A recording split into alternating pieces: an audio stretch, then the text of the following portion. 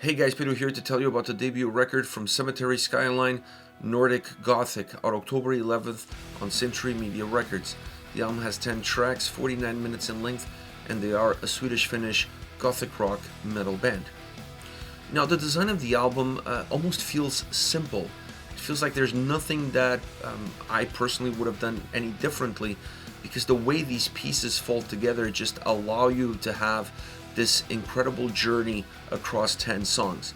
And that's what this album really feels like, a journey, an album that has a sense of self-discovery, and it also allows the listener to really dive deep into the band's mindset when it came to putting this record together.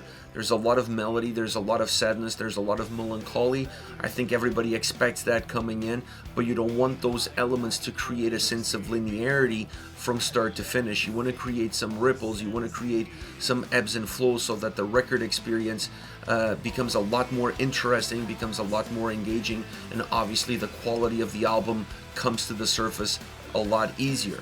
Now, once you get to the sound, the first thing I have to say is that the production behind this record is phenomenal. Phenomenal production that allows the sound to be as impactful as it is. And once again, having a lot of the commonalities of this record almost be minimized and enhancing those individualities and allowing them to come to the forefront to create almost individual fingerprints across each and every single song, while allowing all of those fingerprints to belong to two single hands, considering there's 10 songs in total. So great production behind this record, a production that allows the keyboards and guitars to be the two main drivers of the sound.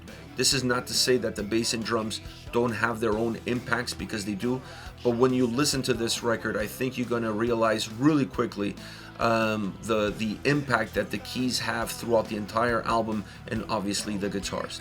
I want to talk a little bit about the keys because I find them to be a very interesting element as far as the sound of this album is concerned. Perhaps the richest element throughout the entire record. The use of synths, the use of keyboards, the use of pianos. All of these different types of key sounds are fundamental to create the rich tapestry of sound that the album has. And it's not a one-dimensional approach, and it would be very hard to create a one-dimensional approach considering how eclectic, if you want, or diverse the execution and starting point is as far as those overall keys are concerned.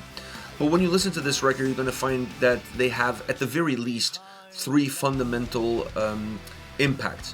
One, they create a lot of atmosphere within these tracks, within this record. Two, they obviously add a melodic fingerprint to the album, helping enhance that melody and bring some of that melancholy to the surface. And then last but definitely not least, they feel almost like the perfect partner to the guitar sound, at times almost feeling like a secondary guitar, considering the band only has one guitarist. So it's a very important role that the keys have throughout the entire record, and having these three perspectives, or having these three impacts, really gives richness to what they offer, and then obviously richness to the overall development of what the soundscape is all about. The other element that rises to the surface, the guitars, sound phenomenal on this album. Some of the solos feel heartfelt in terms of the emotion that they carry. This is a very emotionally driven album. Some songs perhaps a little bit more emotionally drenched than others, but a very emotionally driven record, and the guitars help define a lot of those emotions, help define a lot of those feelings, and the sound that they have, the execution that they offer, and how they impact the momentum and the fluidity of the songs. I felt like the guitar sound was excellent throughout the entire record, understanding the mood of the song, enhancing that same mood, and really developing it and in partnership with those keys in order to create the rich ambiance and sometimes the big ambiance of sound that these songs provide. The drums on the record are a little bit more of a calming presence. They have more of a subdued role in the overall perspective of what this record sound is all about. That doesn't mean they're not important, because they are. They create the foundation of this album with the bass, and I feel like these two elements really help to add a little bit of soul to the overall emotion that it's carried first and foremost by those keys and by those guitars. So the drums and bass on this album make the sound feel complete, give it a sense of soul, and with that soul, even in the coldest of songs, you're going to find some warmth, and more often than not, that warmth comes from those two elements that complement the sound extremely well.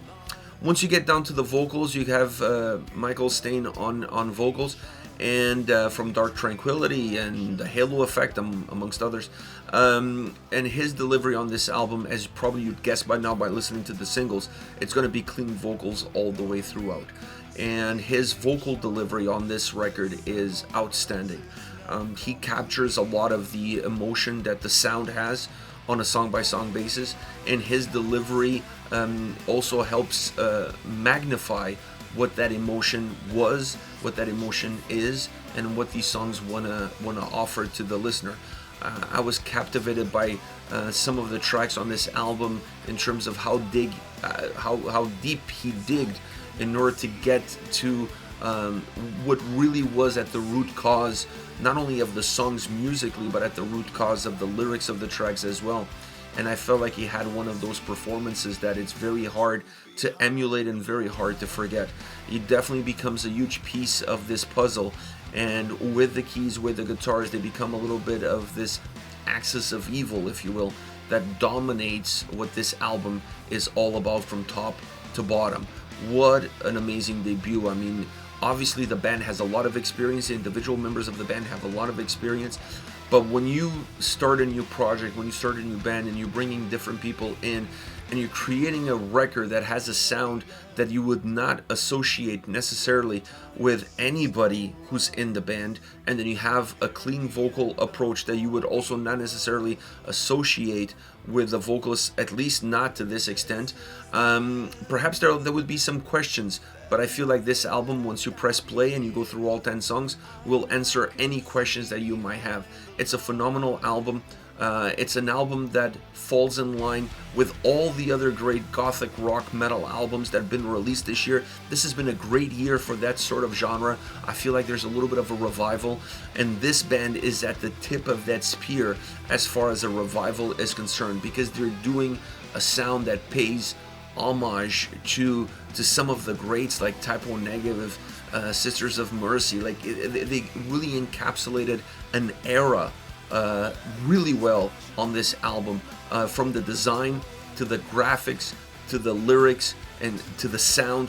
Everything on this album, there's a sense of throwback, but obviously with a more modern touch and modern production, which allows this album to have great quality across all of its parameters. As far as favorite songs are concerned, it would be silly of me not to mention the ballad of the record, When Silence Speaks. I'm actually surprised that this is not one of the singles, or at least not one of the first singles.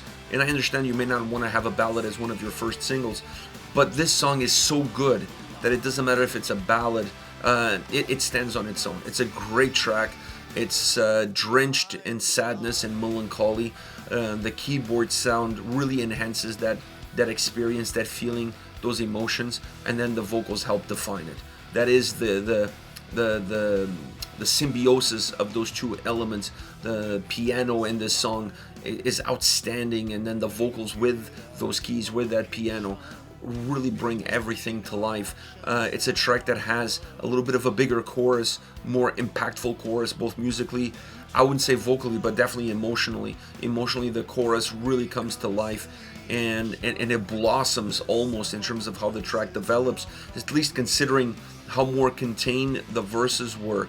But it's a track that feels like it's brewing. It feels a little bit more introspective, if you will, in the verses, and then a little bit more extroverted in the chorus, and that makes for a very dynamic experience for a song that it's not extremely fluid, because this is a ballad. So it's about navigating it with care, navigating with kindness, and really taking in all the emotion that it gives, because to me this is the most emotionally drenched, driven song on the entire record. Next we have The Darkest Night. Definitely a more upbeat sounding song. It has this great keyboard sound, melodic sound experience to it, and it still gives enough room to the guitars to sound a little bit more explosive, to sound a little bit more impactful. This is a track where the keys and the guitars, while playing a parallel role to one another, they both have very different end results in mind, and that makes the track really interesting and really engaging. The keys on this song specifically are more focused on creating an atmosphere and creating an ambiance, while the guitars are more focused on providing a melody, providing a sense of purpose. So the two work in parallel with one another, they complement one another, but they don't necessarily overlap one another.